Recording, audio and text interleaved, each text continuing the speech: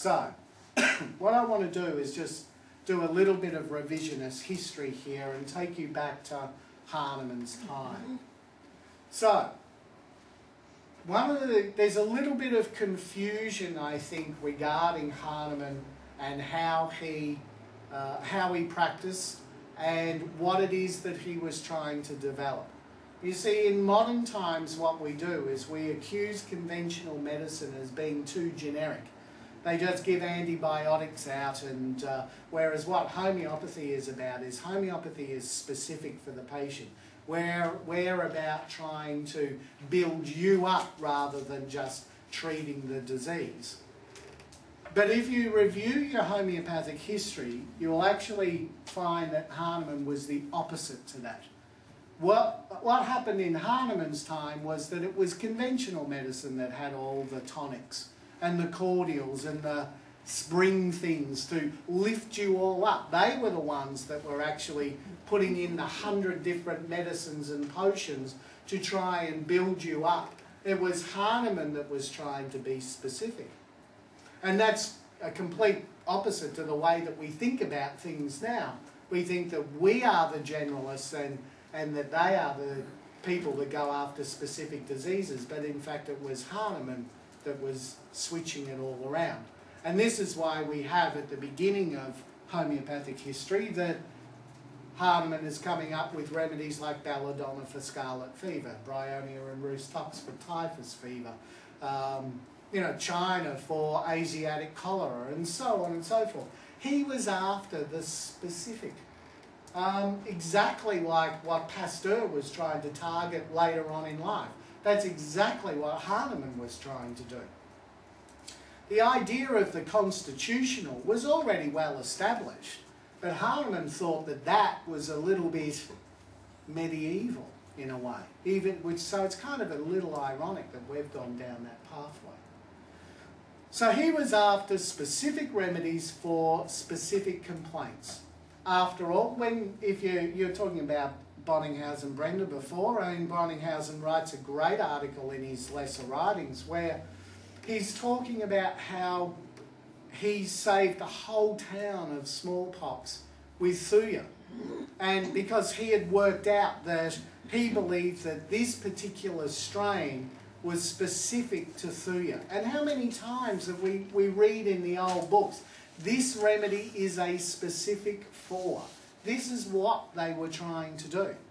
And so he found that this Thuja was specific for this type of smallpox that was going around. Antat was a good one, rhus tox was another one. And Hahnemann was the same. With war typhus, for example, when Napoleon's troops were coming back after being kicked out of Russia, he talks about how the spread of typhus was widespread and how he treated with rhus tox and bryonia all of his patients. All of his patients. Now there's no individualisation here. All of his patients got these remedies. It's the same as when you go overseas and people come to you and they say, I'd like a traveller's kit.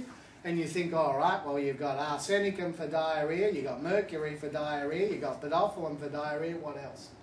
And so we're trying to come up with these.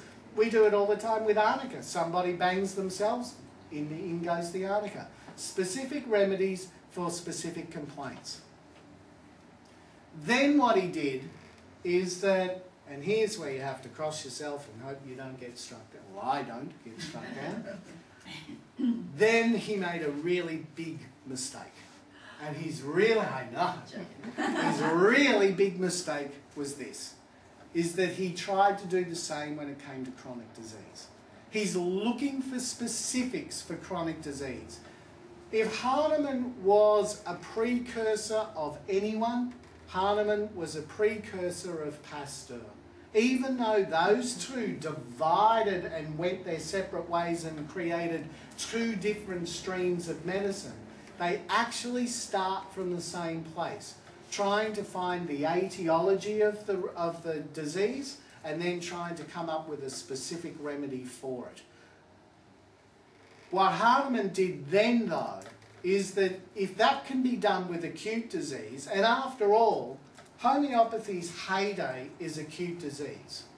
When homeopathy came from Hahnemann's head into spreading all over the world, hospitals, orphanages, teaching institutions, we had homeopathic asylums, there was just everything, there was homeopathic everything. And it went from Hahnemann's concept to a worldwide phenomenon based on the treatment of acute disease. When it comes to the treatment of chronic disease, however, it's a completely different story. And to be quite frank, we failed miserably. Even if you go back and read Roberts, or you read some of these kind of 19th century authors, they talk about cancer, tuberculosis, diseases, chronic diseases of their time as being virtually incurable. In fact, I think it's Robert, it might be Roberts. One of them says that tuberculosis, in fact, can't be treated. It's the biggest epidemic of its time, but it can't be treated. Why can't it be treated? After all, Asiatic cholera was treated, smallpox was treated, everything was treated beforehand, and yet it's not being treated well this time. The same is true when we talk about cancer now, rheumatoid arthritis now, we talk about any sort of chronic condition, whether it's asthma or it doesn't really matter. The point is our success with chronic disease is so pathetic when we compare it to the historical success of acute disease. And the reason for it is because the idea of specifics works for an acute disease, but it doesn't work for a chronic.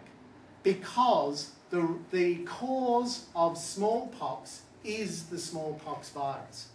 Just the same way as the cause of measles is the measles virus. And so you could get specifics. That's what genus epidemicus was all about. Bedside prescribers, keynote prescribers, genus epidemicus prescribers, they're all the same things. They're all trying to come up with a specific. And for when you've got a disease that is caused by a single cause, then you can do it. But the problem with chronic disease is that it doesn't have that. There is no cancer virus or an arthritis virus. It's a whole series of factors and cofactors that all come together. It's a lifestyle thing. We know it's... Actually, next slide, please. We know it's a lifestyle thing, and I won't focus on this too much because we'll go into it a bit later on. We know it's a lifestyle thing because it's always related to energy.